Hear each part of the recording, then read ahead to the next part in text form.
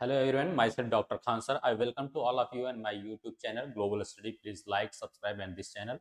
आइए हम लोग देखते हैं एक इम्पॉर्टेंट फैक्ट विद कॉन्सेप्ट। इस टॉपिक का नाम है इंडियन मैपिंग। ठीक है, इंडियन मैपिंग में हम लोग देखते हैं कि इंडिया के साथ हमेशा श्रीलंका को रिप्रेजेंट किया जाता है, जैसे कि इस डायग्राम में भी देख रहे हैं। जबकि पाकिस्तान, चाइना, भूटान और अनदर कंट्रीज को हम लोग अपने इंडियन ओरिजिनल मैप में कभी रिप्रेजेंट नहीं करते। इसके पीछे क्या लॉजिक है, कैसे है, इस चीज को हम लोग समझते हैं। फर्स्ट ऑफ ऑल देखते ही ये हैं,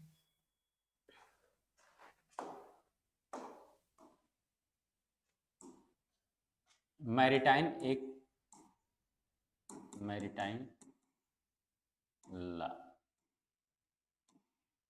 समुद्री कानून। ये समुद्री कानून जो था UNCLOS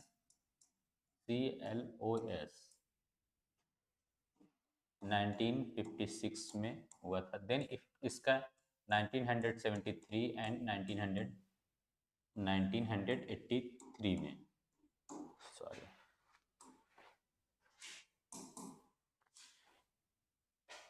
देन 1973 एंड 1982 में अनदर।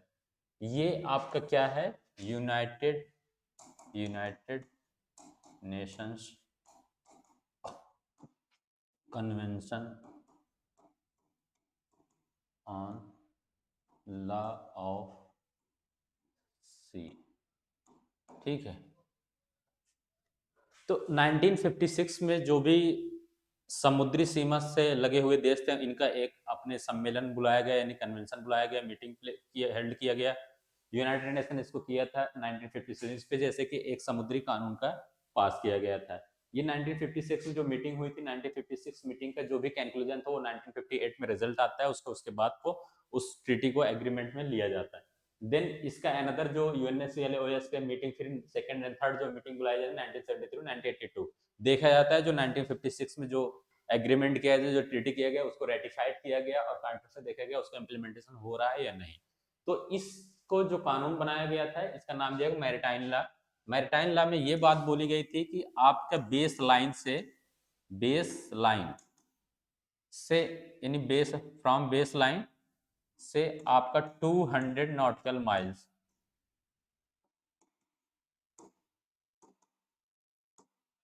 200 समुद्री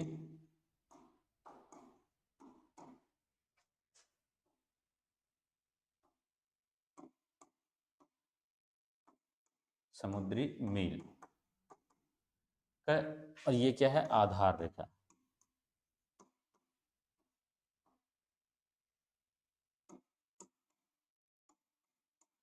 से।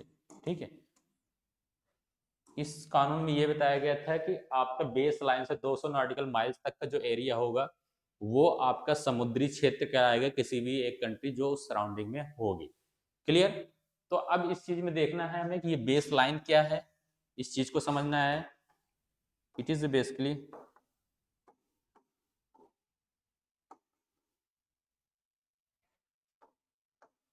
इमेजिनरी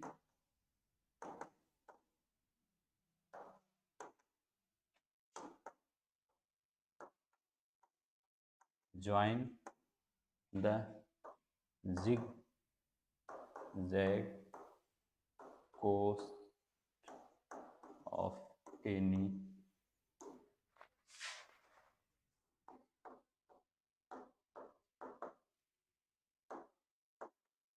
straight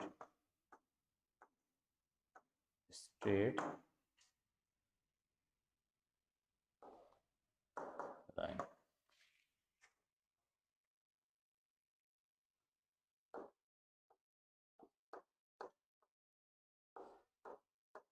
ऐसी रेखा है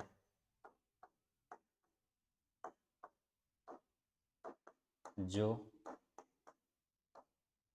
जो टेढ़ी मेढ़ी टेढ़ी मेढ़ी समुद्र समुद्र तट को एक काल्पनिक सीधी रेखा से जोड़ता है, सीधी रेखा से जोड़ता है। क्लियर? तो इस चीज को हम लोग देखते हैं डायग्राम में बेसिकली क्या है। ये चीज हम लोग मैप में देख रहे हैं।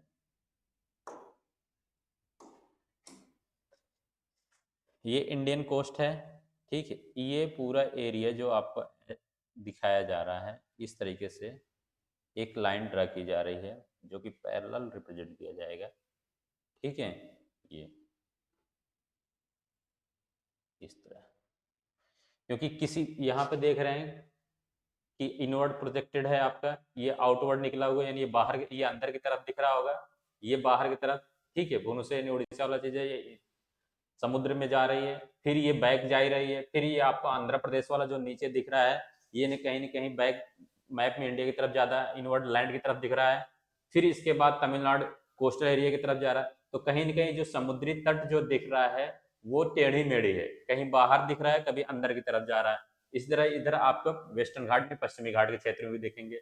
तो इसको एक लाइन जो मिलाई जाएगी, जो सीधी होगी, जो काल्पनिक होगी, जो टेढ़ी और जो टेढ़ी दिख रही है, उसको सीधे मिलाने के लिए जो कोशिश की जा रही है चारों तरफ से, इसको हम लोग बोलेंगे base line. Base line, clear?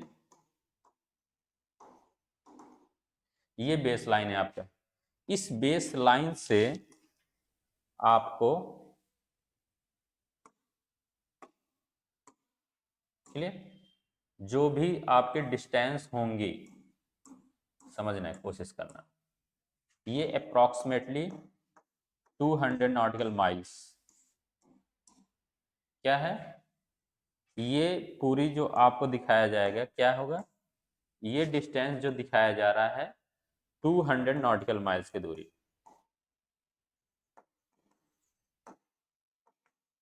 Clear? तो ये किसी भी देश की समुद्री क्षेत्र या समुद्री सीमा है जो बेस लाइन से 200 नॉटिकल माइल्स तक के है। जो 200 नॉटिकल माइल्स जो हम लोग किलोमीटर में कन्वर्ट करेंगे 370 किलोमीटर अप्रोक्सीमेटली आता है, क्योंकि 1 nautical mile NM equal to, nautical mile equal to 1.82 kilometre. जब हम 200 को मल्टीप्लाई करेंगे 2 नॉटिकल माइल से, तो 1.82 से तो 370 किलोमीटर की ये आपकी समुद्री आधार यानी बेस रेखा से 370 किलोमीटर दूरी तक का अपना कोई भी बाउंड्री मानी जाती है किसी भी देश के साथ। ये इंडिया के रेफरेंस में भी हो रहा है, ये फिर किसी भी अनदर कंट्री हो सकता है। तो इसके क्षेत्र में जो भी देश आएंगी, फॉर एग्जाम्पल जैसे श्रीलंका आ रहा है, तो इंडिया के लिए ये बाइंडिंग है, रेटिफाइड किया है कि श्रीलंका को मैप में दिखाना जरूरी होगा, क्लियर? इसीलिए आपको पाकिस्तान का जो एरिया देख रहा है, ये चाइना देख रहा है, तो ये हमारे क्या नाम समुद्री क्षेत्र में नहीं है, इसलिए हमारे मैप में इसको कभी दिखाया नहीं जाता है।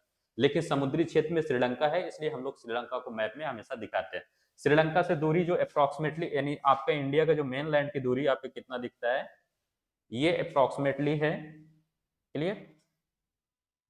यानी जो धनुष कोड़ी है आपका, धनुष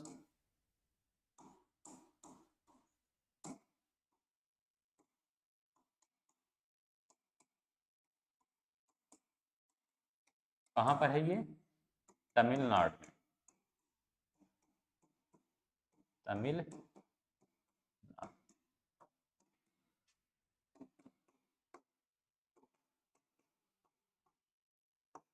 यहां से धनुष कोड़ी से आपका जो श्रीलंका दिख रहा है, श्रीलंका, क्लियर, इसकी जो डिस्टेंस मानी जाती है 18 नॉटिकल माइल्स है, नॉटिकल माइल्स। इसको जब हम लोग किलोमीटर में देखेंगे तो 33 टू 34 किलोमीटर की डिस्टेंस माना जाता है। तो कहीं ना कहीं इस चीज को देखना है कि कैसे ये धनुषकोडी एरिया दिख रहा है आप में मैप में, ठीक है, तमिलनाडु का जो रीजन है, यहां से श्रीलंका जो दिख रहा है मैप में, इन दोनों के बीच की जो दूरी है, जो समुद्री मील की दूरी है 18 माइल्स है, ठीक है, जो किलोमीटर में रिप्रेजेंट किया जाएगा तो कितना है 33 या 34 किलोमीटर के अकॉर्डिंग टू है, क्योंकि मैंने पहले बताया कि 1 नॉटिकल माइल बराबर 1.82 किलोमीटर। तो इतने डिस्टेंस, जबकि हमारा समुद्री क्षेत्र कहां तक है 200, तो 200 के बीच से पहले ही हम 18 नॉटिकल माइल देख रहे हैं। एक कंट्री दिखती है, वो आपका क्या नाम है, श्रीलंका है। यह 33-34 किलोमीटर के रेफरेंस यानी दूरी पे ही हम देखते हैं बेस आधार से, यानी धनुषकोडी क्षेत्र से, जबकि हमारी क्षेत्र कहां था 370 किलोमीटर। तो 370 से पहले 33-34 किलोमीटर में एक देश मिल जा रहा है जिसका नाम है श्रीलंका। ये मैंडेटरी हो जाता है किस कानून के हिसाब से, आपके United Nation Convention on law of sea, यानी मैरिटाइम लॉ के अकॉर्डिंग टू हमें ये बाइंड किया जाता है कि कोई भी कंट्री किसी भी देश में कहीं भी होगा, उसको अपने सराउंडिंग या नेबरिंग कंट्रीज को रिप्रेजेंट करना होगा अगर वो 200 नॉटिकल माइल्स के अंदर है। जैसे कि इंडिया के साथ श्रीलंका 200 नॉटिकल माइल्स के अंदर है, जो कि मेन धनुषकोडी जो क्षेत्र है तमिलनाडु का, वहां के बेस लाइन से 18 माइल्स की दूरी पे है, जो कि 33-34 किलोमीटर दूरी पाया जाता है। इसलिए ये मैंडेटरी है, इंडिया इस कानून पर राइटिफाइड किया है। इसकी वजह से हम लोग मैप में हमेशा इन श्रीलंका को दिखाते हैं। ठीक है, ये इंपॉर्टेंट कॉन्सेप्ट था आपके लिए, फैक्ट विद कॉन्सेप्ट। ओके, अब हम लोग मीटिंग करते हैं एक नेक्स्ट टॉपिक है, तब के लिए थैंक यू।